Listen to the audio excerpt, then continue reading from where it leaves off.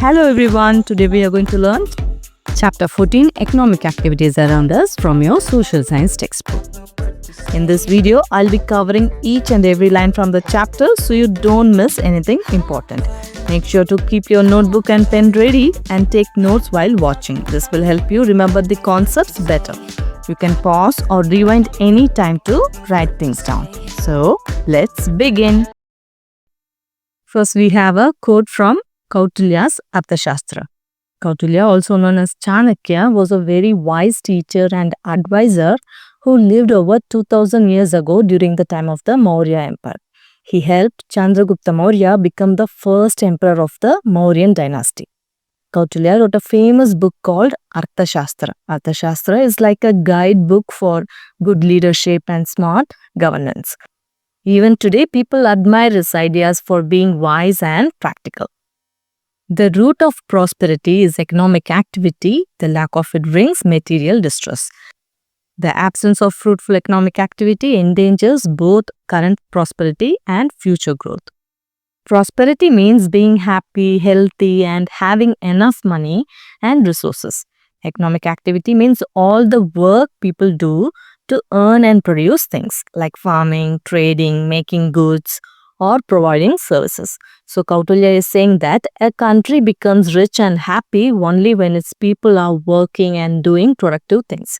If people stop working or there is no trade or farming, then the country will face poverty and suffering. He also says that if we don't keep working hard today, our future will also suffer because growth depends on the work we do now. So, when people work and produce, the nation grows. When they don't, the nation becomes weak. So, the big questions are, how are economic activities classified? What differentiates these activities to be grouped into sectors? How are the three sectors interconnected? We will learn answers for these questions in this chapter. Introduction. In chapter 13, we learned about two types of activities, economic and non-economic. Activities that create monetary value are called economic activities. We also learned about the importance of non-economic activities. To understand these activities better, we will learn how economic activities are classified and what differentiates them in this chapter.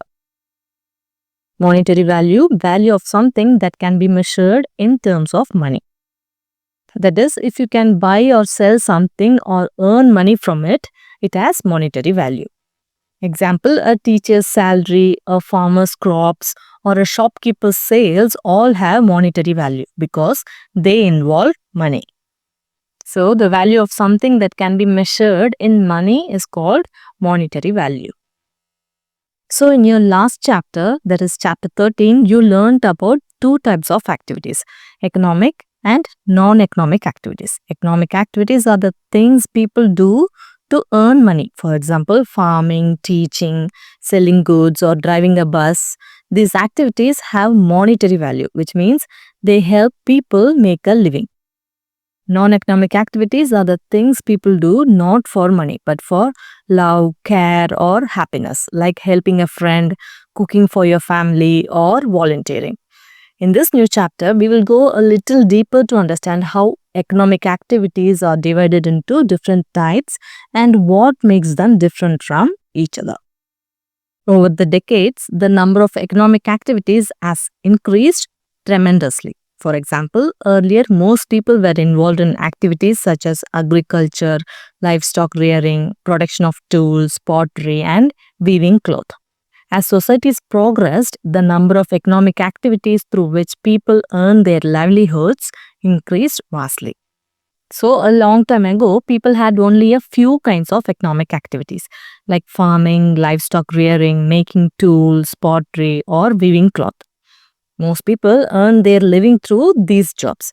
Livestock means animals that are kept and raised by people for food, work, or other products. Examples, cows, goats, sheep, buffaloes, chickens. Rearing means taking care of and raising living things, usually animals or plants, so they grow and stay healthy. So, livestock rearing means raising and caring for animals like cows, goats, and sheep for food, milk, wool, or work. So when society developed and technology improved, new kinds of work began to appear. People started working in factories, offices, shops, schools, banks, and many other places. So today, there are many more ways to earn a living than there were in the past. The number of economic activities has increased a lot over the years.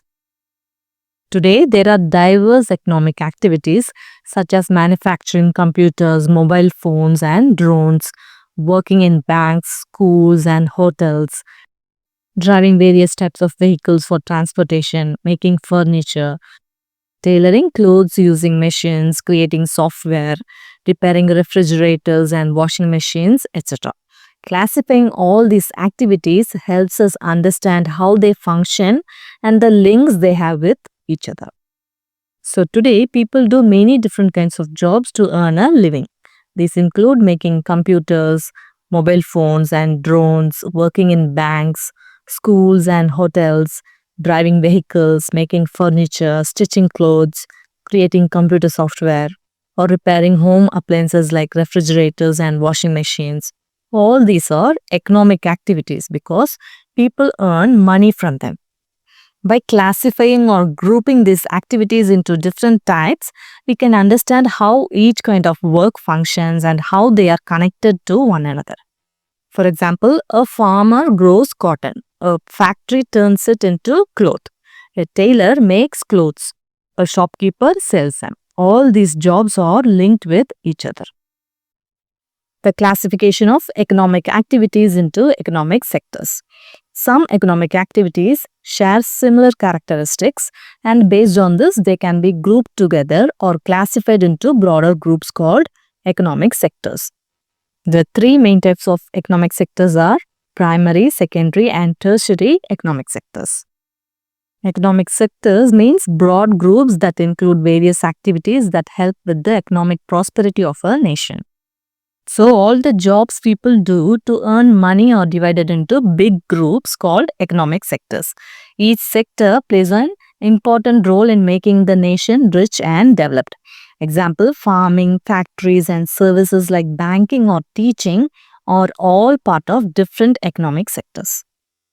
So some economic activities are similar in nature. They involve the same kind of work or purpose. So to understand them better, we group these activities into bigger categories called economic sectors. There are three main types of economic sectors.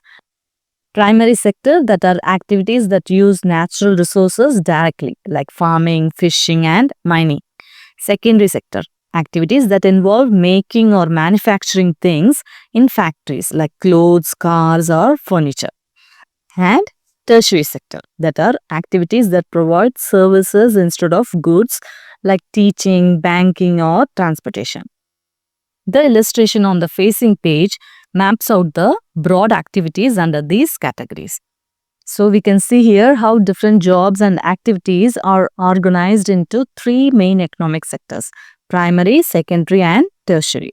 It helps you see clearly which activities belong to which sector and understand how all these jobs are connected in the economy. Primary sector. These are activities that use natural resources directly.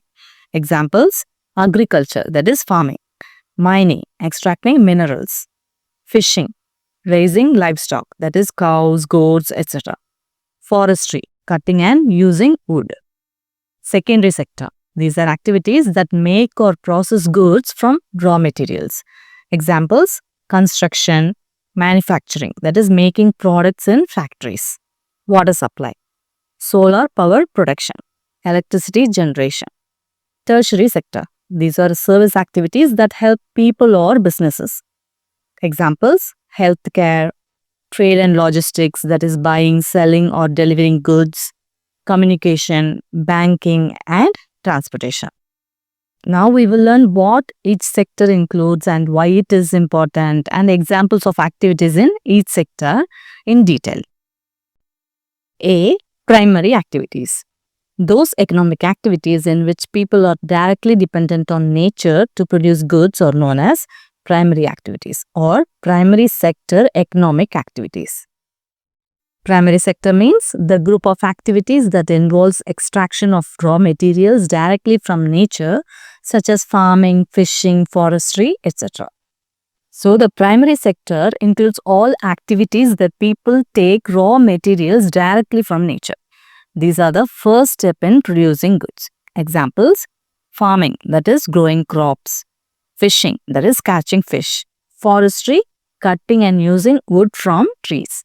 In short, the primary sector is all about getting raw materials straight from nature. So, primary activities or primary sector economic activities are jobs where people get goods directly from nature. These activities depend on natural resources like soil, water, forest, and minerals. People earn money by producing things directly from nature. For example, work involving cultivation of grains and vegetables from agricultural farms, collecting wood from the forest, extracting coal from mines, fish from fisheries, eggs from poultry farms, etc. are all primary sector economic activities. This means that people who do work involving things from nature are part of the primary sector. For example, farmers grow grains and vegetables in their fields, people collect wood from forest, miners take out coal from the ground, fishermen catch fish from rivers, seas, or fish farms. Poultry farmers collect eggs from hens. All these jobs depend on natural resources like soil, water, forest, and animals. So, these are called primary sector economic activities because they are the first step in producing things we use every day. The most common primary activities are agriculture, mining, fishing, raising livestock, forestry, etc. Below are some of the types of activities within the primary sectors. So, the most common types of work that belong to the primary sector are things like agriculture, mining, fishing, raising livestock, that is taking care of animals like cows, goats, and sheep, and forestry, that is growing and using trees from forests. These are called primary activities because they all use natural resources like soil, water, trees, and animals to produce useful things for us. Now, let's look at some examples of these activities to understand them better. Greenhouse farming, that is growing fruits, vegetables, or flowers inside a special glass or plastic house where temperature and light are controlled. Mining, that is digging deep into the earth to get minerals like coal, gold, or iron. Fish farming or fishery, raising fish in tanks or ponds for food.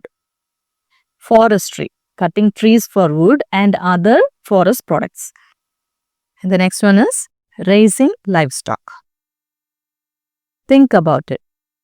Can you think of any primary activities that you may have seen in the past? What are the natural resources used in these activities? Name 2 of them and discuss your experiences with your classmates. So, this question is asking you to think about primary sector activities that you have seen.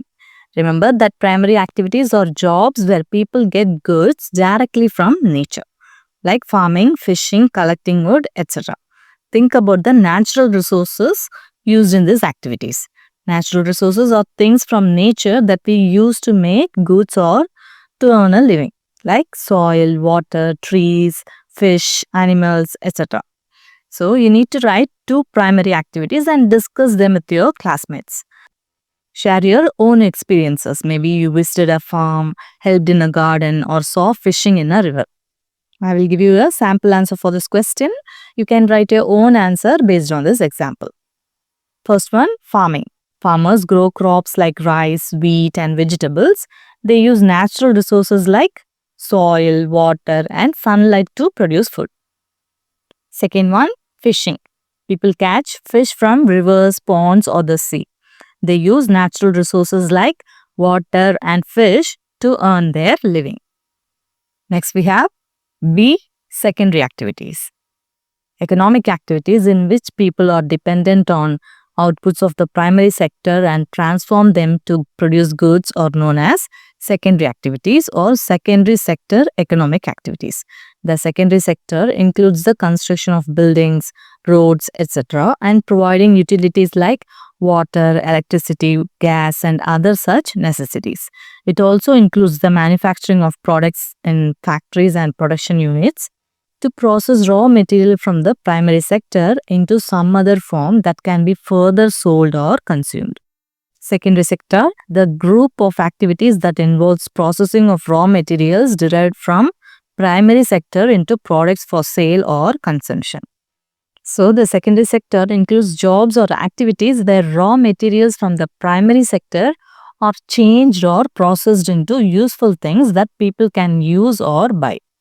So, economic activities where people depend on the outputs of the primary sector. That means when they use the materials we get from nature like crops, minerals or wood and change them into new products that people can use or buy.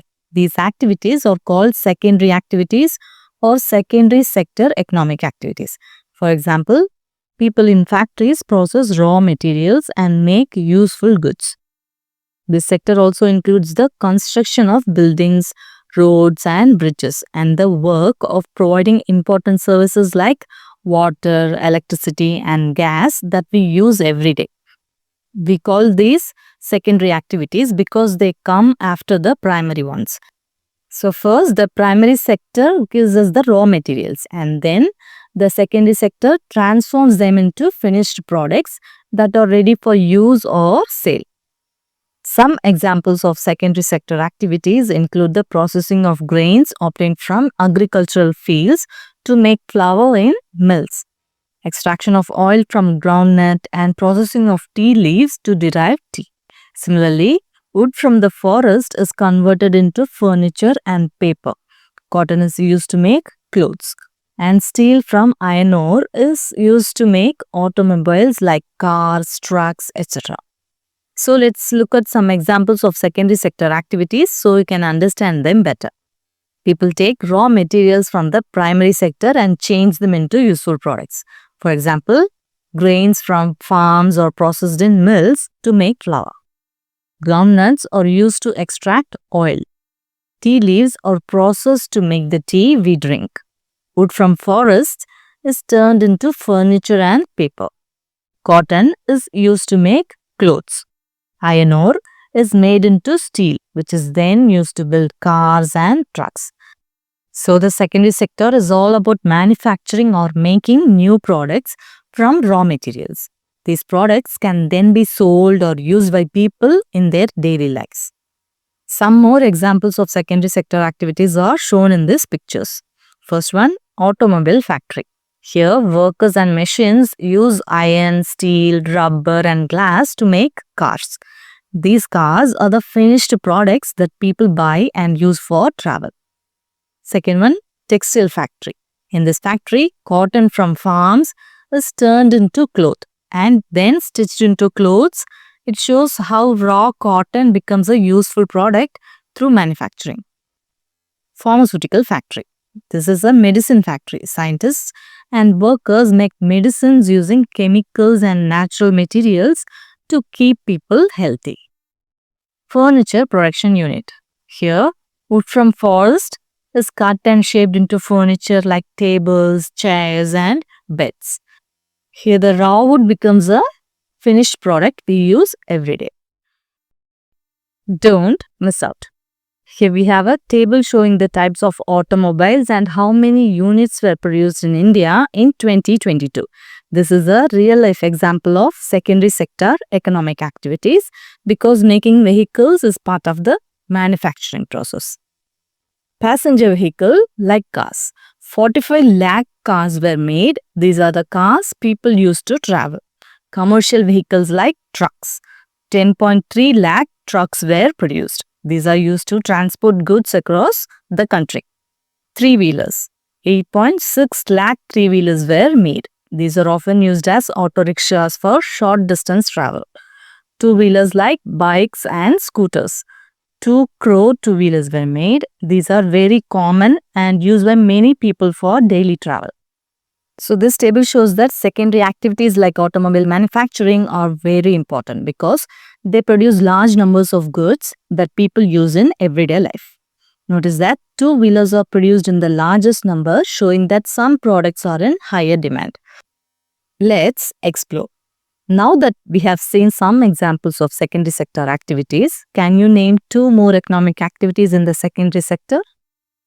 So now we have learned about secondary sector activities where raw materials from nature are processed into useful goods. You can try to think of 2 more examples on your own. Remember, these activities take raw materials and make something new. They can include manufacturing, construction, or providing utilities like water, electricity, or gas.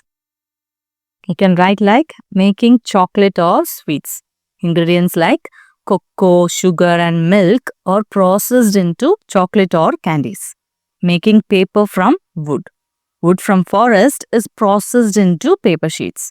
So these are secondary sector activities because they take raw materials from nature or the primary sector and turn them into useful products. Next one is tertiary activities. All those economic activities that provide support to people involved in primary and secondary activities are called tertiary activities or tertiary sector economic activities. These include services that we may not be able to see but which still play a very important role. For example, the driver of a truck transports grains and vegetables from the farm to a factory or to the market. The fruit or vegetable vendors sell the farm produce to household consumers. Tertiary sector, the group of activities that involves the provision of services which complement both primary and secondary sectors, such as transportation, banking, and management of business. So this group of activities includes services that help both the primary sector and the secondary sector to work better. Examples include transportation, means all kinds of transport services that help move people or goods from one place to another. Banking, helping people and businesses with money. Business management, organizing and running companies efficiently. So, the tertiary sector doesn't make goods itself but provides services that support other sectors. So, the tertiary sector includes all activities that help and support people working in the primary and secondary sectors. These are mostly services. We may not see them like we see goods, but they are very important. For example, a truck driver moves grains and vegetables from the farm, that is primary, to the factory, that is secondary, or to the market. Fruit and vegetable vendors sell farm produce to households. In short, the tertiary sector doesn't make products itself, but it supports the economy and makes life easier for everyone. Similarly, doctors, nurses, teachers, lawyers, and pilots provide their services to those who need them. There are technicians who repair and service electronic items including mobile phones and televisions, mechanics who repair vehicles like cars and tractors, and electricians who ensure regular supply of electricity. Their services make our lives easier. So, the tertiary sector also includes people who provide important services to others. Doctors, nurses, teachers, lawyers, and pilots help people in different ways. Technicians repair electronic items like mobile phones and TVs. Mechanics fix vehicles such as cars and tractors. Electricians make sure electricity is supplied regularly. So even though these people don't produce goods, their work makes life easier and supports the primary and secondary sectors. Similarly, communication services through mobile and internet, software development and services at hotels, restaurants, banks, schools, hospitals, airports, shops, warehouses, etc. are all examples of tertiary sector economic activities. This sector is also called the service sector. Warehouses, large buildings used for storing products before they are sold, used or rented out to shops. So, warehouses are big buildings where goods and products are kept safely before they are sold, used or sent to shops. For example, grains from farms, clothes from factories or toys from manufacturers can be stored in a warehouse until they are needed. Warehouses help keep products safe, organized and ready for distribution.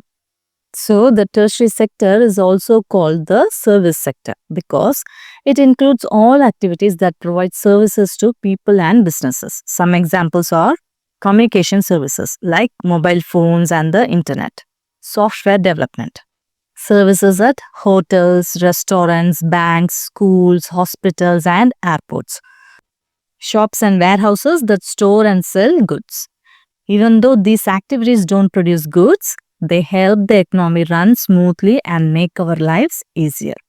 Some pictures are given here. First, we have software development, where people create programs, apps, and websites that help businesses and individuals. Next, services at restaurants, where chefs and waiters prepare and serve food to customers. Services at airports, where staff help passengers travel safely, check luggage, and manage flights. Finally, retail stores, where shopkeepers sell goods to customers and help them choose what they need. All these activities don't produce goods themselves, but they provide important services that support the primary and secondary sectors and make our lives easier. Interdependence among sectors. The three types of economic activities or economic sectors play an important role in the process of conversion of natural raw materials into finished products for final consumption. Let us go on an imaginary excursion to a village in Anand district of Gujarat to study an interesting example where we will understand how the three sectors are interconnected and support each other. So, the primary, secondary and tertiary sectors are all connected and depend on each other. Each sector plays an important role in turning natural resources into finished goods that we use in our daily life. To understand this better, let's take an imaginary trip to a village in Anand district of Gujarat. There, we will see a real-life example of how people working in different sectors like farmers, factory workers and service providers all work together and support each other to keep the economy running smoothly. Dairy cooperative from farm to plate. These days, farmers in Gujarat greet the day with the clinking of milk pails and the happy moves of their best friends, their cows or buffaloes. Cows have a special place in the lives of the farmers and their families. The farmers milk the cows and sell their milk to the dairy nearby. At the end of the month, they get paid for the milk based on its quantity and quality. However, this was not the case about 50 years ago. Dairy, a place where milk is collected and stored. So, a dairy is a place where milk is collected, stored and processed.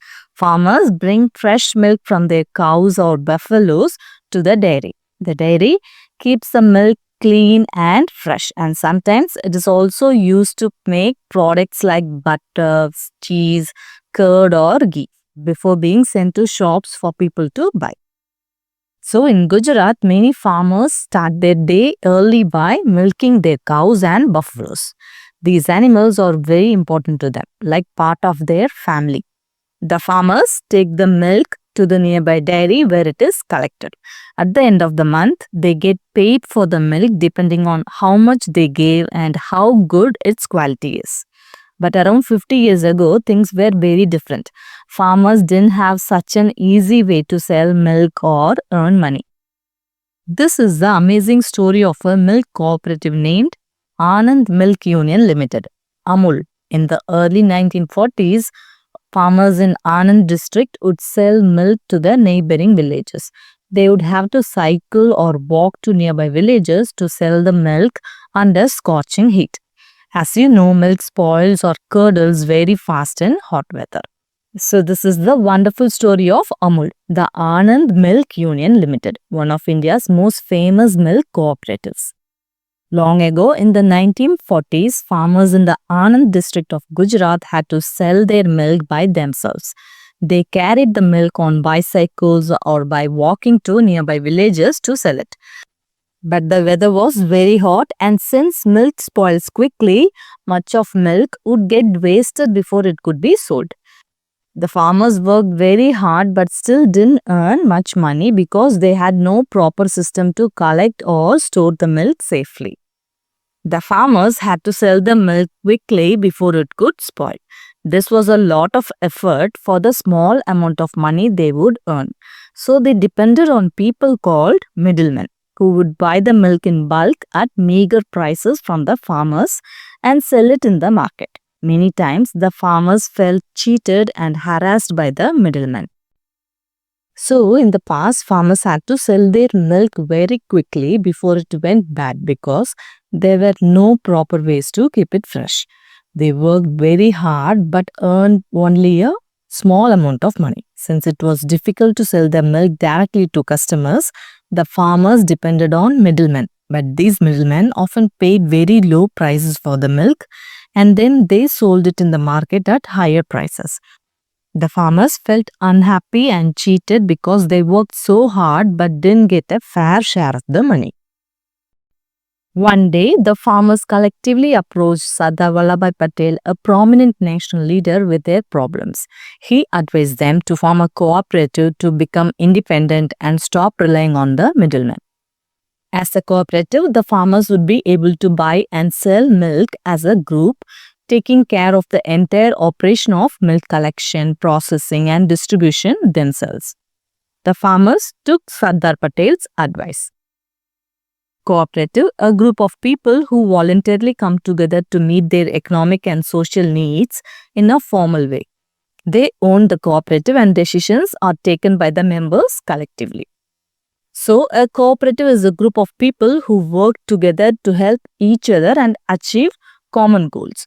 They join voluntarily. That means no one forces them to be part of it. Everyone in the cooperative is an owner and a decision maker. They share the work, the profits and the decisions equally. For example, in a milk cooperative, farmers come together to sell their milk directly to the dairy instead of depending on middlemen. This way, they earn more money and get treated fairly. Middlemen, persons who buy goods from producers and sell them to consumers. The middlemen charge a fee for this service. So, middlemen are people who act as a link between the producers and the consumers. They buy goods from the people who make or produce them, like farmers or factory owners, and then sell those goods to consumers in the market. They charge a fee or keep a profit for doing this work. For example, if a farmer produces milk, a middleman may buy the milk from the farmer and sell it to shops or customers at a higher price. So one day, all the farmers decided to come together and tell their problems to Sardar Vallabhbhai Patel, who was a very important national leader. They said that middlemen were taking most of their money and they were not getting a fair price for their milk. Sardar Patel listened to them and gave them a great idea. He told them to form a cooperative, which means that the farmers could work together as one team. If they did this, they wouldn't have to depend on middlemen anymore. They could collect, process and sell the milk themselves. The farmers liked this idea very much and decided to follow Sardar Patel's advice. Amul was set up in 1946 under the leadership of Tirubhuvandas Patel, lawyer and freedom fighter, and Dr. Varghese Kurian, an engineer who was working at a dairy factory in Mumbai. So after following Sardar Patel's advice, the farmers started their own milk cooperative. It was named Amul and was set up in 1946. Two great people helped make Amul successful. Tirubhuvandas Patel, who was a lawyer and freedom fighter, and Dr. Varghese Kurian, who was an engineer working in a dairy factory in Mumbai. Together, they helped the farmers organize everything, from collecting milk to processing and selling it. That's how Amul began its journey to become one of the most famous milk brands in India. In this picture, you can see Dr. Varghese Kurian on the left and Tirubhuvandas Patel on the right. Dr. Kurian used his engineering knowledge to improve milk processing and management, while Tirubhuvandas Patel guided the farmers and helped them stay united as a cooperative. They were the main people behind the success of Amul. This initiative brought farmers, including women, together and gave them control over the production and sale of milk. The milk producers collectively made their own decisions on all matters such as production, pasteurization and sale of milk.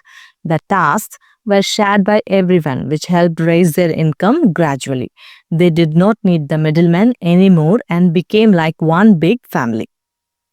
Pasteurization, a process by which milk is preserved through heating to a specific temperature to kill harmful bacteria.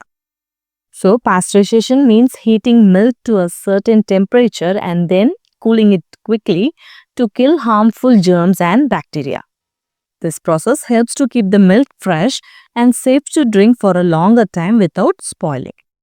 So this initiative, that is the milk cooperative, brought all the farmers together, including many women, and gave them control over how their milk was produced and sold.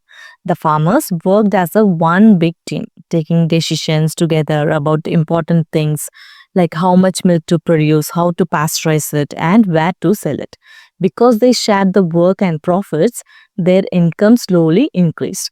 Now, they didn't have to depend on middlemen anymore. They became self-reliant, like one big family helping each other. As more and more farmers began to see the benefits of the cooperative, it continued to grow. The quantity of milk that was being collected was huge that the farmers decided to make other products out of it. They set up a factory in Anand and began to produce butter and milk powder.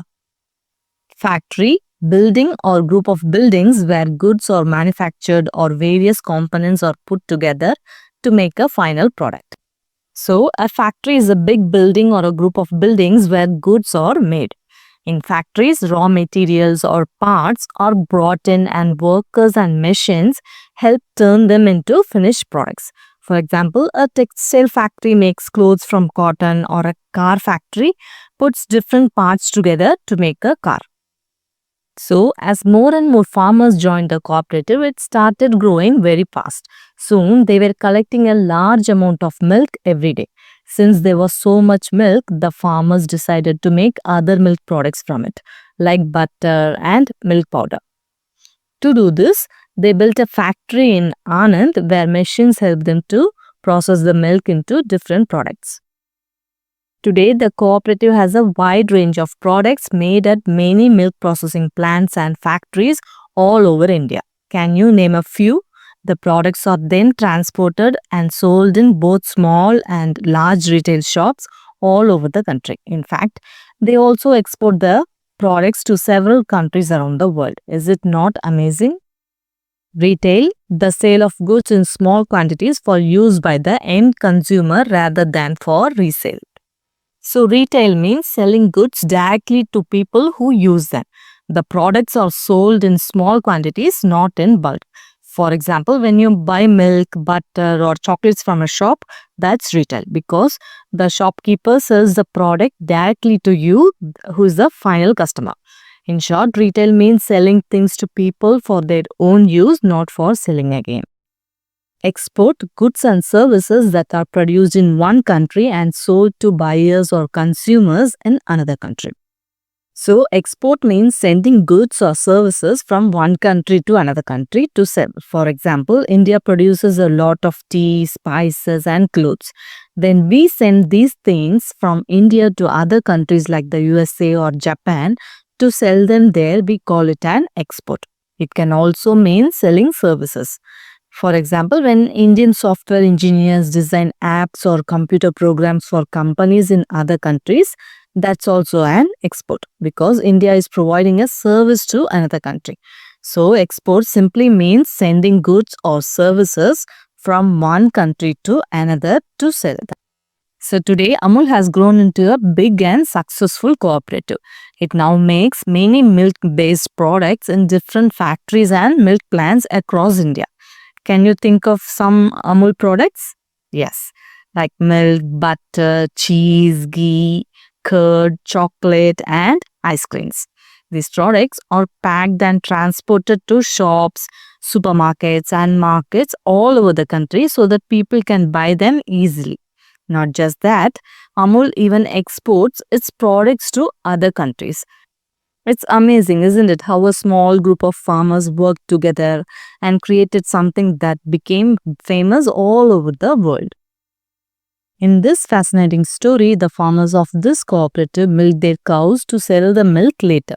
This kind of economic activity is called a primary sector economic activity because the product, that is milk, is derived directly from a natural source, cows or livestock. So, in this interesting story, the farmers milk their cows and sell the milk later. This kind of work is called a primary sector economic activity because the product, that is milk, comes directly from nature, that is from cows or livestock. Milk is then processed and converted from one form, that is liquid, into another. Milk powder, ghee, cheese, butter and many others in the factories. These economic activities are called secondary sector economic activities. So after collecting milk, it is processed in factories and changed from one form to another. Like liquid milk is turned into milk powder, ghee, cheese, butter and many other products. This kind of work is called a secondary sector economic activity because it involves changing raw materials into new products that people can use or sell. So factories and production units belong to the secondary sector since they make finished goods from natural materials. What does Amul do with all the products it makes? It sells them in various places. Amul uses lorries and trucks as well as railway, air and shipping services to transport its products. It has set up retail stores and supplies milk and milk products to other shops in towns, cities and villages all over Gujarat as well as in different states across India. Here, transportation, trading and retail is a tertiary activity. So after making different milk products like butter, cheese and milk powder, Amul needs to sell them to people. So what does it do? Amul uses lorries, trucks, trains, ships and even airplanes to transport its products to different parts of India and other countries. It also has its own retail stores and supplies products to shops in villages, towns and cities. All these activities like transporting, trading and selling the products are part of the tertiary sector. This is because tertiary activities provide important services that help connect the producers like Amul with the consumers like us. Don't miss out. Just like Amul, there are many other milk cooperatives under brands such as Nandini from Karnataka, Mother Dairy from Delhi NCR, Avin from Tamil Nadu, Vijaya from Andhra Pradesh, Kevi from Nagaland, Sudha from Bihar, Verka from Punjab, etc. Can you name one cooperative around you that has helped groups like farmers, persons with disabilities and women to come together and has brought prosperity to their lives? So just like Amul, there are many other milk cooperatives in India. For example, Nandini in Karnataka, Mother Dairy in Delhi NCR, Avin in Tamil Nadu, Vijaya in Andhra Pradesh, Kevi in Nagaland, Sudha in Bihar and Verka in Punjab. All these cooperatives work together to help farmers and their families earn a better living. Now think about your own area. Is there any cooperative that helps farmers, women's groups or persons with disabilities? And think about how they work together to improve their lives. With the help of the images below, let's see how the books you study are made. The images show the transformation of pulp, that is wooden fiber of a tree, into paper and after printing into textbooks. So the pictures below show how your school books are made right from the beginning. They help us understand how wood from trees is turned into paper and then how that paper is printed and made into textbooks. Pulp means soft, wet mixture made from the wooden fibers of trees. This pulp is what factories use to make paper sheets. So these images show the whole journey from trees in the forest to the paper in the factory and then to the printed textbooks that you use in class every day. Let's see step by step how the books we use are made. First, trees are cut down to get wood.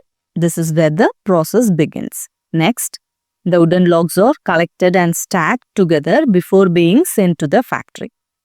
Then the logs are loaded onto trucks. Then they are transported to the factory. At the factory, the wood is processed into pulp and then made into thin paper sheets. After that, the paper sheets are taken to the printing section. The paper is printed with lessons and pictures to make your textbooks. Finally, the finished books are sold in shops for students to buy.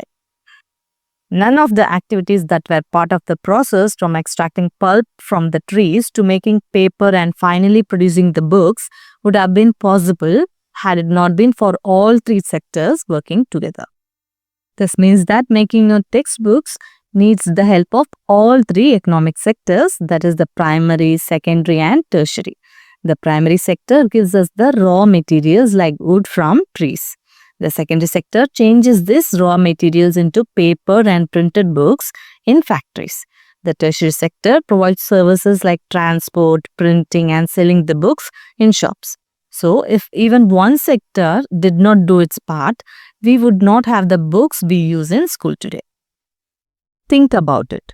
Observe the different stages of the process shown in figure 14.1 on page 206 and discuss them with your fellow classmates. So now you need to look carefully at the pictures in figure 14.1 on page 206 and try to observe each stage and think about what is happening in each picture. Then discuss your ideas with your classmates and try to find out which stage belongs to the primary, secondary or tertiary sector. This will help you understand how all the sectors are connected. First one, cutting trees. This is a primary sector activity because it involves using natural resources directly from nature. Second one, stocking tree logs. This is still part of the primary sector as it is part of collecting raw materials. In the third picture, the logs are loaded onto trucks. This is a tertiary sector activity because transportation is a service. Fourth one, transporting logs. This is again a tertiary sector service. Fifth one, making paper sheets. This is a secondary sector activity because raw materials are converted into a new product. Sixth one, taking paper sheets to printing press. This is a tertiary sector activity because it is a transportation service. Seventh one, printing. This is part of the secondary sector because it involves production. Eighth one, books for sale in shops. This is a tertiary sector activity because the finished books are sold in shops for students to buy. So all the three sectors, primary, secondary and tertiary, work together to produce and deliver your textbooks. Let's explore. Label the pictures in the illustrations shown in figure 14.1 on page 206 as primary sector, secondary sector, tertiary sector. So I have already explained this to you. You can write it down in your textbook. Don't miss out. These days, used paper is recycled to make new paper. Recycling just 1 ton of paper saves 17 trees as well as 2.5 cubic meters of landfill space, where waste is dumped. It also takes 70% less energy and water to recycle paper than to make new paper from wood pulp. So these days, old or used paper is collected and recycled to make new paper. Recycling 1 ton of paper saves about 17 trees and 2.5 cubic meters of landfill space where waste is thrown. It also uses 70% less energy and water than making paper from fresh wood pulp. So recycling paper saves trees, reduces waste and uses much less energy and water than making new paper from wood. What are the different ways through which we can judiciously use paper in the classrooms and offices of your school?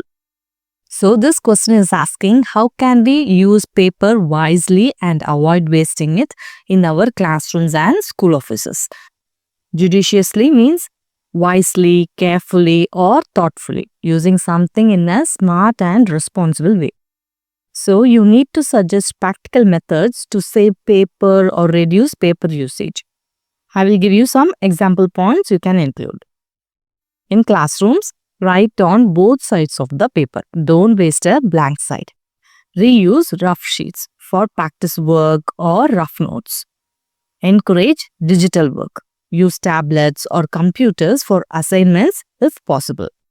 Use projectors or boards instead of printing notes for everyone. Recycle old notebooks and use the unused pages. In school offices, use email or digital documents instead of printed circulars or memos. Print only when necessary and print on both sides of the paper. Reuse old printouts for drafts or internal notes. Maintain digital records instead of paper files. Set up a recycling bin for waste paper. Let's explore. List the economic activities in your neighborhood and label them appropriately as primary, secondary, or tertiary. Draw arrows to show how they are connected to each other. In what ways are they dependent on each other? What would happen if one of the activities ceased to exist? So, you're being asked to identify the economic activities around you, that is, in your neighborhood. Classify them as primary, secondary, or tertiary. Show how they are connected by drawing arrows. Explain their interdependence, that is, how they depend on each other. Describe what would happen if one activity stopped. Sample answer: economic activities in my neighborhood. Type: primary, using natural resources directly from nature. Examples: farming, fishing, dairy farming, vegetable growing. Secondary, making or processing things from raw materials. Examples: rice mill, dairy plant, bakery, textile unit, handicraft workshop. Tertiary, providing services, that is, not producing goods. Examples: shopkeepers, teachers, transporters, bank workers, and delivery people. How they are connected? You can draw something like this: farmer, primary; rice mill, secondary; shopkeepers and transport, tertiary. These arrows show flow of goods and services. The farmer grows crops. Rice mill processes it into usable products. The shops and transporters sell and deliver these products to people. How they depend on each other. The secondary sector needs raw materials from the primary sector. Example: the rice mill needs rice from farmers. The tertiary sector helps both. It provides transport, sales, and banking. Example: shops sell the rice and trucks transport them. The primary sector depends on the others too. Farmers need transport, credit, and buyers. What if one activity stops? If one activity stops, all others will be affected. If farmers stop producing, factories will have no raw materials. If factories close, farmers will lose buyers and shops will have no products. If shops or transport services stop, goods won't reach people. So all three sectors are interconnected and interdependent. Before we move on, in this chapter we learnt about the three sectors of economic activities. So in this chapter we learnt about the three sectors: primary, secondary, and tertiary, and each sector plays an important role in our daily lives. The primary sector provides us with natural resources like food, wood, and minerals. The secondary sector changes these raw materials into useful products. The tertiary sector offers services like transport, banking, and healthcare that support the other two factors. The various examples and illustrations help to understand the difference as well as the interdependence between the three types of economic activities or sectors: primary, secondary, and tertiary. So, the various examples and pictures in this chapter helped us to understand the three sectors of economic activities. The primary sector includes activities like farming, fishing, and mining, where we use natural resources. The secondary sector involves making new things from those natural resources, like making clothes from cotton or furniture from wood. The tertiary sector provides services such as transport, teaching, banking, or selling goods. All these sectors depend on each other. Without one, the others cannot function properly. And together, they help in the growth and development of our economy. So with this, we have completed the chapter Economic Activities Around Us. I hope you found it easy to understand. If you want to see more videos like this, don't forget to like, share, and subscribe to our channel. Thanks for watching. We will see you again in our next video. Bye-bye.